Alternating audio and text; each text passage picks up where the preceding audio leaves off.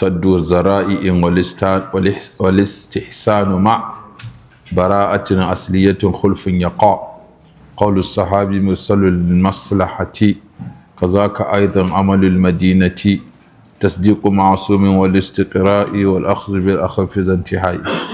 Gama da wannan saddu zara'i akwai wata ka'ida da malamai suke aiki da ta sunanta saddu zara'i. Wai ita barna a toshe kofar da za ta kai a yi ta, ba barnar kawai ba, abinda zai jawo a yi barnar a ɗau mataki a kansa. Yanzu kaga da Allah ya hana zina sai toshe kofar yin ta ɓangaren mata guda 7 ta ɓangaren maza guda 1. To da mata za su kula da wancan abu 7, mu kula da wannan abu 1 tak, to da wuya a samu zina.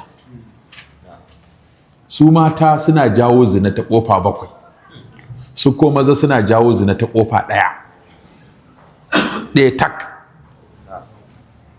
Kofa ta farko, idan mace za ta fita ta rufe duk jikinta ka a ga ko'ina sai tafin hannunta da fuskarta. Ita ma fuskar idan kyakkyawa ce matar kuma tana yin kwalliya a fuskar, to ita ma fuska a toshe ta, a rufe ta. Saboda akwai mai tsananin kyau, akwai mai tsananin muni, akwai mai tsakaiciya. Suka ce mai tsananin kyau ta rufe fuskarta, mai tsananin muni ta rufe fuskarta. Da ita wannan da an ganta za a yi ta ganin abu mara kyau, ana kushe ta, ana zaginta, ana ɗaukan alhakinta. Waccan kuma za ta ɗau alhakin mutane, wannan kuma za a ɗau alhakinta. Kyakkyawa za ta ɗau alhakin mutane, mummuna kuma za a ɗauki alhakinta. Duk wanda ya ga kyakkyawa zai yaba, kaga ta ɗau alhakinsa. Wanda ya ga mummuna zai kushe, kaga ya ɗau alhakinta. Yasa abu na farko su rufe tsiraici. Abu na biyu su rufe kwalliya, domin abin da ke jawo ai wancan ɗayan nake gaya muku, kallon tsiraici da kallon kwalliya.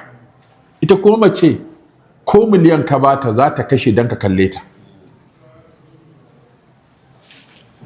Ɗinkunan da mata suke yi, da shafe-shafen da suke yi, da ƙarin gashi, da jagira, da ja'ido, da wannan da jambaki, da kwalli, da hoda, da gazal, da kunshi, da kayayyakin da ake sa masu matsa jiki ko masu bayyana sura, duk dan a kalle su. Da mace duk za ta yi wannan ta zo ku sunkui da kai, ta za ta yi me a jikina ne, me ya faru ne suke wani kakkau da kai, saboda ba wulakancin za ka wa mace irin ta so ka kalle ta kaki. To kaga ta bayyana tsiraici, za ta ji hankalin mu mai ta kallo. Ta bayyana kwalliya, za ta ja hankalinta ai ta kallo. Ta rangwada muryarta, dole za ta ja hankali a juyo kanta. Ta fesa turare, dole za ta ja hankali ai ta jin ƙanshinta. Can da ido, nan da hanci, nan da kunne. Muryarta za ta yi mana daɗi a kunne, turarenta zai mana ƙanshi a hanci, kwalliyarta za ta yi mana kyau a ido. To kaga da tsiraici da kwalliya ido zai kalla, murya mai daɗi kunne zai ji, ƙanshin turare mai tashin ƙanshi hanci zai ji. To sai kuma haɗuwa shine ko ragowar ukun su kuma akwai halwa, akwai ikhtiladi, akwai ittisali. Alhalwa, ku shiga wani guri kai da mace ba kowa daga Allah sai ku biyu, ba matarka ba, uwarka ba, uwarka ba, haka ajana ba ta ci kwalliya ku shiga ɗaki kai da ita. To me kuke? To sai kaga sai shaidan ya matso da kai, ya matso da ita, sai ga waye mara kunya na zai fara taɓa wani. Ikhtiladi kuma a ce a dinga zama guri ɗaya da maza da mata ana cakuɗa, mace a jikin namiji, namiji a jikin mace, kamar da ake zaman mota, zaman babur, da zaman makarantu ma haka ake yi. Daga baya ne da musulunci za ke wawariya. ittisali kuma shine a fara taɓa jikin juna ta hanyar ko gaisawa ko runguma ko kiss ko wani abu. To shedan da ya samu ɗaya daga cikin bakwan nan shi an masa daidai, sai kuma duk inda aka yi laifi in ka bincika ɗaya daga cikin bakwan nan ne ya jawo. Ko na ji muryarta na ji daɗi, ko na kalli adanta ya burge ni, ko na kalli tsiraicinta ya ɗau hankalina, ko na ji turarenta ya mun ƙanshi ya ta mun da sha'awa, ko mun shiga ɗaki ni da ita, ko mun shafi juna, ko kuma mun kaɗaita. Su ne. To in mata suka kiyaye bakwan nan, to kaso 95 na zina ya mutu. Mu kuma wa kullil mu'minina yaghuddu min absari. Allah ya ce to ku ko mu'minai ku rintsa ido. Wannan dokar ta fi kowace wahalar bi. Wannan dokar ta fi kowace doka wahalar bi. Ka ga mu nan idan mun kasa rufe shi wallahi. Doka ce ga ta ƙarar alƙur'ani, kuma Allah ya faɗi hikimata guda biyu, ce ya gudun su wa ya hafa zo furojo zalika azka lahu. Wannan shine tazkiya, shine yake ba mutum matsayi a gurin Allah.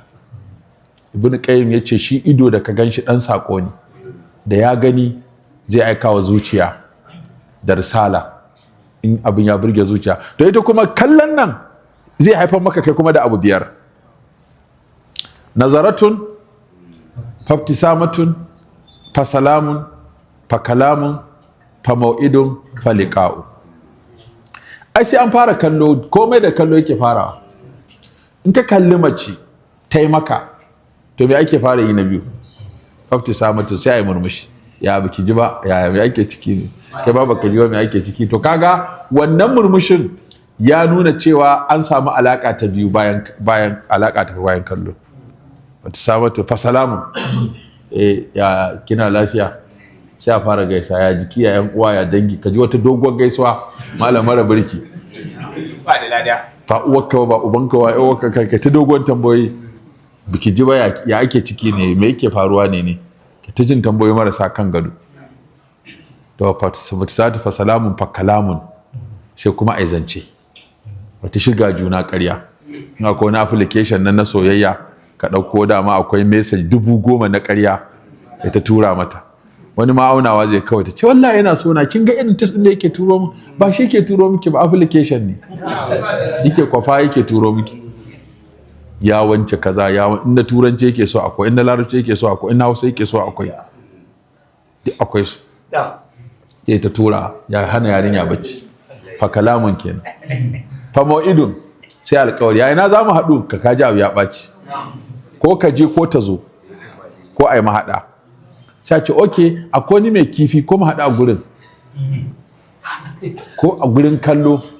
Da sai a ce haɗu a sinima, ko a haɗu a wani biki, ko mu haɗu a kasuwa, ko mu haɗu a supermarket, ko a wani mall, ko a yi wani joint day da za a haɗu, ko a ce akwai wurin cin abincin nan, ko mu haɗu a restaurant ɗin nan, ko a hotel ɗin nan.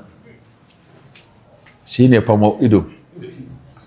To faliqa'u, sai a haɗu. Ya dace to ko mu shiga daga ciki. Wato in muka kamo wasu yaran suna mana muna musu tambayoyi akan dalilin shigan su karuwanci, duk sai muka lissafa mu ga daga cikin wannan ne. A ina za mu haɗu? Shikenan. To wannan ina za mu haɗu shikenan. Na dace to ai ko nan da ɗari ko a shiga daga ciki. Kaga abu ya ɓaci.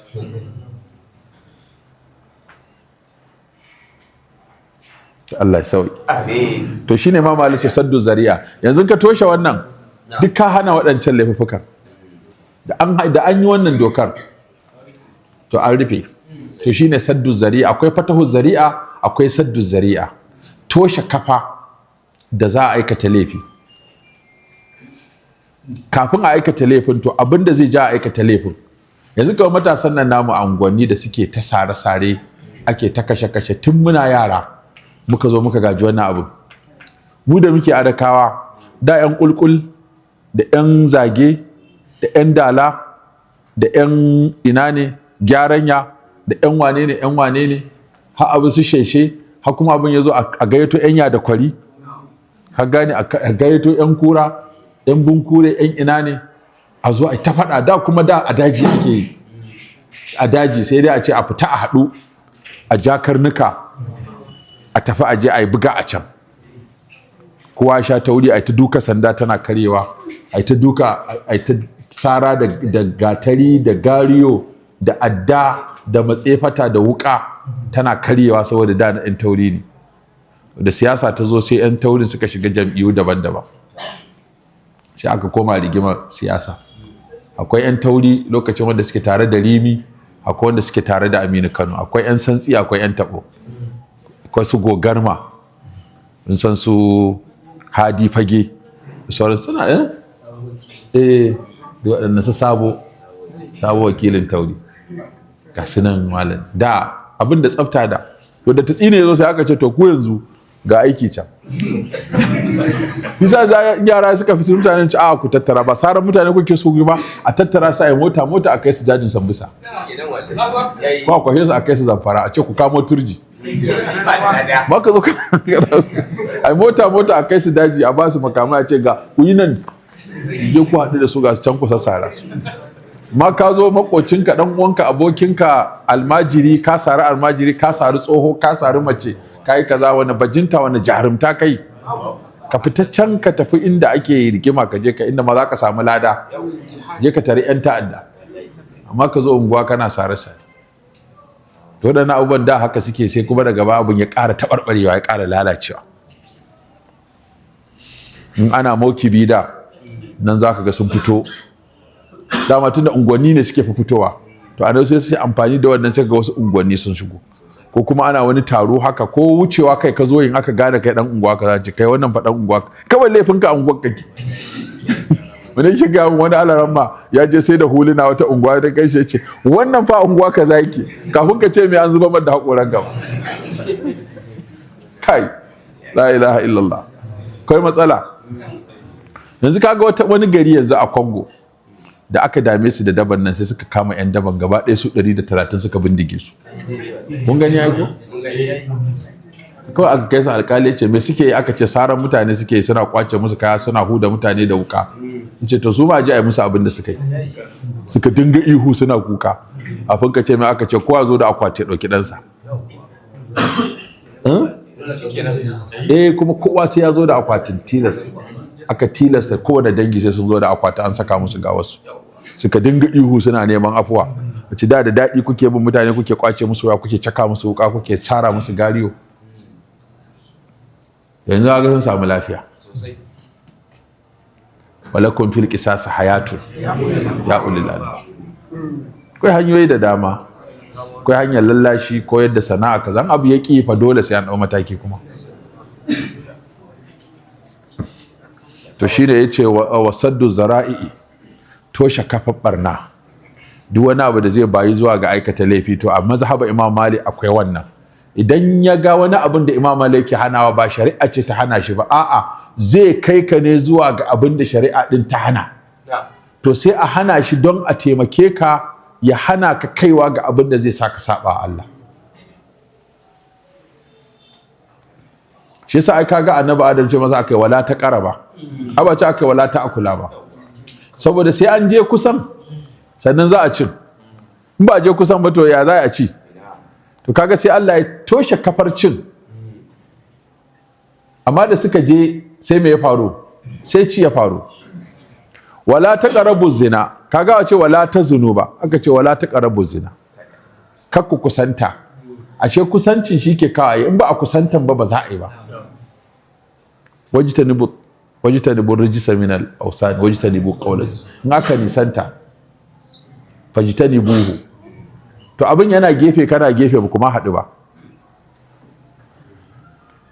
Yanzu da na san a cikin garin nan namu mata an kaga sun fita unguwa bayan magariba ne da bayan asuba, amma da rana tsaka kuna zaune mace ta zo ta wuce, in mace ta ga mutane ma hanya tafiya maza da yawa wallahi ba sa bi saboda kunya.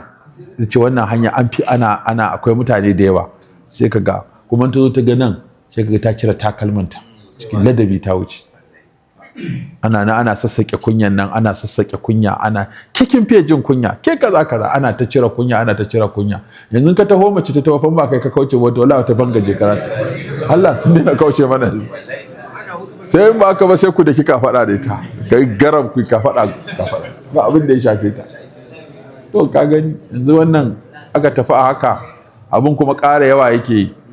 Mata da aka san su da kunya, da kawaici, da kamun kai, da tsoro kuma wannan duk ya taimaka musu wajen ƙara nisanta su daga warin hammatan maza. Amma yanzu kaga mace zai kaga tana shakar warin hammatan katti ba abin da ya shafe ta kuma. To ai shi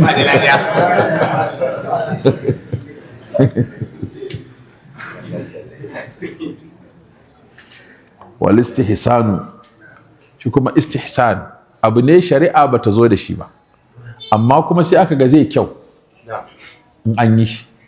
Yanzu tsarin da ake na gyaran gari a sa fitulu ai abu ne mai kyau, zai haskaka gari, kuma haske yana taimakawa abu uku: security, dan mugu ba ya san haske. Saka an ce ba duhu a gurin nan, ku bari sai an kashe fitila, saboda ita fitila ko daga nesa za a hango ka. Sannan yana taimaka tattalin arziki. Yanzu wani mai ɗinkin hula ne, wani mai sana'a ne, da wannan hasken sai ya zo ya amfani da fitilar. Haka masu karatu za ga sun fito kan titi, an ba su assignment, za su fito su zauna da almajirai masu tsangaya da masu da sai an hura wuta. Duk waɗannan fitilun za su taimaka musu su yi karatu. Ka gani sai ka ga bisa ga kasashen Laraba ma an fi cin kasuwa da daddare, da rana zai ga duk ana ta bacci har azhar. To amma kuma sai ga dare har kai karfe 3 dare ana business. To irin waɗannan to sai ake kira al-istihsan, abinda gashi mai kyau ne zai yi, amma ka ce kawo aya ko hadisi babu, amma kuma zai taimaka wajen tsaro. Irin su sa kyamarori a guri domin a ƙara tsaro, a sassa kyamarori a kan titi da guraren ma'aikatan gwamnati da security. Duk wannan yanzu a duniya yanzu ko ina ka je za ka ga akwai kyamara. Na ma kun sa kyamara? Na gani. To yanzu ka ga wasu kyamarorin suke taimaka, ko wani abu ya faru sai a je a duba saba, a sacin sai a ga abin nan yaushe abin ya faru, za a iya gano lokacin da abin ya faru. To al-istihsan kenan, a ga abu zai taimaka wa tsaro ko lafiya. In dai abu zai taimaka a abu biyar din nan: kiyaye addini, ko kiyaye dukiya, ko kiyaye rayuka, ko kiyaye mutunci, ko kuma kiyaye hankali. To waɗannan abubuwan duka toshe kafar su din yana da muhimmanci.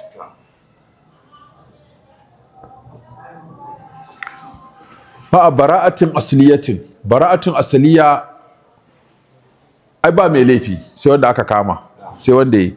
Asalin kowa ba mai laifi bane sai in laifin ya tabbata. To mutum ya ce ka yi laifi, ai ba kai za ka kawo hujja, ka shi zai kawo hujja ina kai laifin, tunda asali ba kai ba.